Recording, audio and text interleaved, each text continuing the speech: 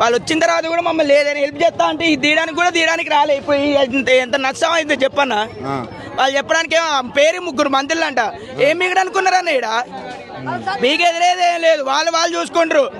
ఏంటంటే ఇప్పుడు వీళ్ళు వచ్చి సివిల్ డ్రెస్ లో వచ్చి మా దగ్గరకు ఉండి ఇక్కడ ఉన్న ఇన్ఫర్మేషన్ మొత్తం అడిగి తీసుకోబోతున్నారు. ఏదంటే కేసులు పెడతాం జైలు పోతారు అనేసి అంటే పెట్టిన ఏం కాదు, కోర్టుకైనా పోతాం, అవసరం లేదు మాకు. మరి కడుపు కాలుతుంది. అవునన్న. మరి ఇప్పుడు ఒక్కొక్కరు ఇల్లు 8-10 లక్షలు అన్న ఎవరిస్తారన్న? మరి నష్టపడాలి ఏమన్నా? మరి 15 లక్షలు కాదన్న, ముందు చెప్పాలి అంటే 5-15 లక్షలు కాదు. మనకి ఏంటంటే ఇప్పుడు ఇక్కడ పోతుంది తినడానికి 2 రోజులు అయింది, తినడానికి నిద్ర లేదు, కరెంట్ లేదు. కరెంట్కి వచ్చినా కానీ అది కూడా ఇవ్వలేదు. ఏమి ఏం చేస్తాం అన్న? మరి మేము ఎట్లా మరి 3 మంత్రులు ఎవరన్నా మాట్లాడే ప్రయత్నం లేదన్న. అసలు వితౌట్ ఆర్డర్ వచ్చి ఎమ్మడని రాత్రి వచ్చి గోల కొడతామని చెప్పి ఎట్లుండదన్న మాకు. కనీసం ఆయన రేవంత్ రెడ్డి ముఖ్యమంత్రి ముఖ్యమంత్రి అయినా కానీ ఆయన వేస్ట్ అన్న మాకు. ఎందుకనేసి అంటే పేదలకి ఏం రావట్లేదు. ఎప్పుడైనా ఉన్నోడు దోచుకోవడం తప్ప బయటోడికి ఏం రావట్లేదు.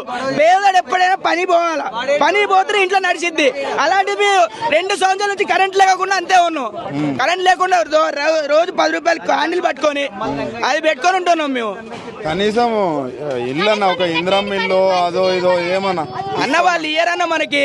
ఎప్పుడైనా ఉన్నోడు దోచుకోవడం తప్ప ఇచ్చేటోళ్ళు లేడు.